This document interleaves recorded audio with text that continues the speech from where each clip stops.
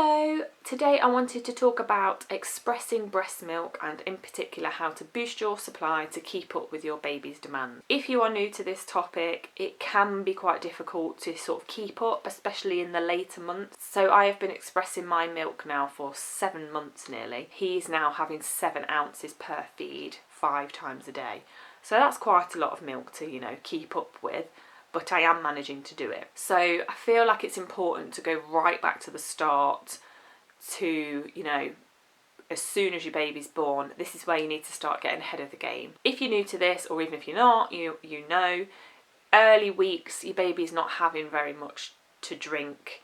They only have like a couple of ounces, is very all over the place, and I feel like my baby now is very established with his feeding routine, but in the early weeks and months even, you never really know how much they're going to want, but it's only going to be a couple of ounces at the start.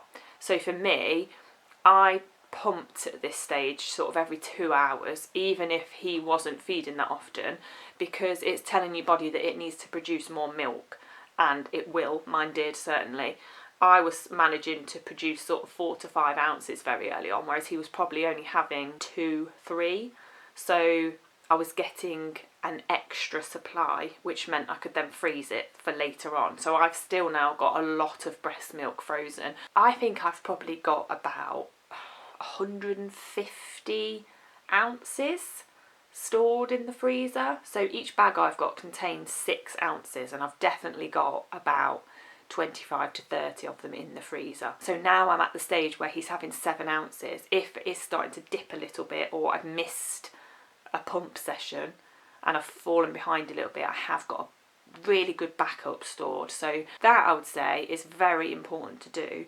And you don't have to do it every 2 hours for the whole time, because that is obviously a very big demand, and in the early weeks and months you're very tired. So I think I did it every 2 to 3 hours for at least a month, and then once I had a good supply established and I was still ahead of the game, I managed to drop it a little bit. Once I got a good supply established and I was getting more than I needed, I could slow it down a little bit, which was great for me because I felt a little bit of freedom. And I started to express as soon as I got up in the morning, and then I'd do it about 10 o'clock. So I'd probably get up about 7, for example. Do it maybe about 10, half 10, one sort of early afternoon, one around dinner time, and then I'd do it before bed, and one during the night time. Which brings me on to the next thing I do, which I'm not going to lie, this is very hard and it does kill me, which is to pump during the night. So our baby has slept through the night since he was about 3 months old, and he is now nearly 7 months. So I would love to just sleep through the night, and I did for a while. I stopped doing that nighttime express for about 3 or 4 weeks, I would say, and I felt really good, but I did notice my milk supply drop off. At that point he was still only having about 4 ounces per feed, so I was managing to keep up at that stage, but as he sort of upped it a bit, sort of to 5, 6 ounces, I was losing milk rapidly. So as soon as I started expressing in the night again, I think after about a week or 2, I was back up there, and you'll notice such a big increase in your milk if you express during the night. And actually, they do say that nighttime express, sort of between, if you do it between 1 and 4, I think they say, is where you're going to get the most amount of milk. I can't remember why, probably something to do with the hormones in your body. And yeah, it is true, I normally get my biggest express during those hours. I only tend to do it for about 10 to 12 minutes in the night, so I'm not awake very often. I don't wash my pump and sterilise it at all in the night. I literally just get up, pump, take it downstairs, put my milk in the fridge and go back to bed. So I'm awake, I think I'm awake for about 20 minutes. Well, I'm up for 20 minutes. Sometimes it's very hard to get back to sleep, but it is really important to do it because you will notice such a big increase in your milk supply. So once you've got an established supply, I would say, you can probably just start expressing per feed then. So for example, my son has 5 feeds a day, so I would pump 5 times a day, or if you want to get a little bit extra, do 6. I just feel like then it's sort of matching how you would do it if you were breastfeeding. So it does become slightly less demanding as you get into the schedule a little bit more. and depending on what pump you have, so I've got two.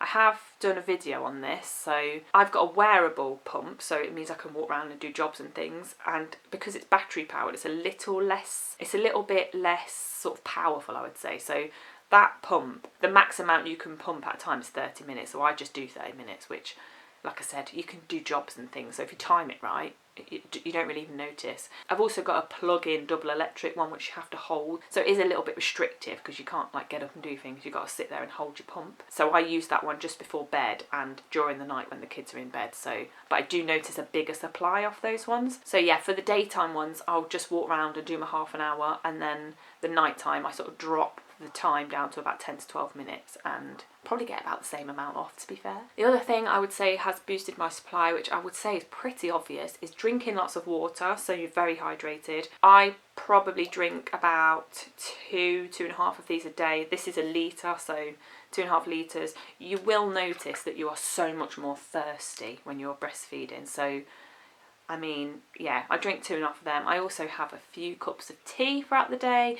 Some people tell you to restrict your caffeine, and you know, you hear different things on this. Some people say like what you drink and eat really impacts how your baby is, but also I've heard midwives tell me that that's a load of rubbish, so you do you, I guess. I only drink tea, which is quite low caffeine anyway, and I probably only have 2 cups a day. I would say maybe if you're a coffee drinker, maybe do decaf, but certainly drink a lot of water and eating well as well, lots of fruit, lots of vegetables. Try and cut the crap as much as you can, because you probably will notice, you know, the more hydrated and healthy your body is, the more it's going to be able to produce more of a milk supply. You know, I'm not saying like cut out everything that you eat that's crap, because I certainly don't, and I still get a good supply, but just be mindful of what you're putting in your body, I guess. Now, I can't guarantee that this has helped me, but I started to take breastfeeding supplements quite early on, even just so that I knew I was getting nutrients as well, because obviously breastfeeding or pumping milk does zap your body. You'll notice that your energy levels are fairly low, so just knowing you're getting that extra, you know, supplement and the vitamins that you need, it's going to make your body feel better and more healthy, so you probably are going to notice a boost in your milk. And finally, which is quite a difficult one, is to try and make sure you get quite a good night's sleep. Like I say, I am up in the night pumping. I also have a 2-year-old who wakes up in the night. Sometimes she does, sometimes she doesn't. So it is quite a challenge to get a good night's sleep, I would say. But, you know, it's very difficult because in the early stages you don't get much time to yourself, and it's very nice and easy to stay awake longer once they're asleep, so you get more time to yourself. But it is also very important to go to bed early and get a good night's sleep. So it's a bit of a battle you have with yourself. Certainly I do, but it's not forever. You know, you're going to get your time back later on. Especially for me, I am planning to pump my milk for 1 year, and then as soon as he can have cow's milk, he's going on the cow's milk. So I try and look at it like that. So if I have to pump and go to bed at 9, half 9, I'm going to do that because it's going to make me feel better and probably going to give me more milk. So I hope those helped for anybody who's looking to boost their supply. I am going to be doing a few more videos on exclusively pumping because I feel like it's my whole personality these days. And I've got a lot to say about it actually, so if you are interested in pumping or you are exclusively pumping as well, then please subscribe for future videos, and yeah, thank you for watching.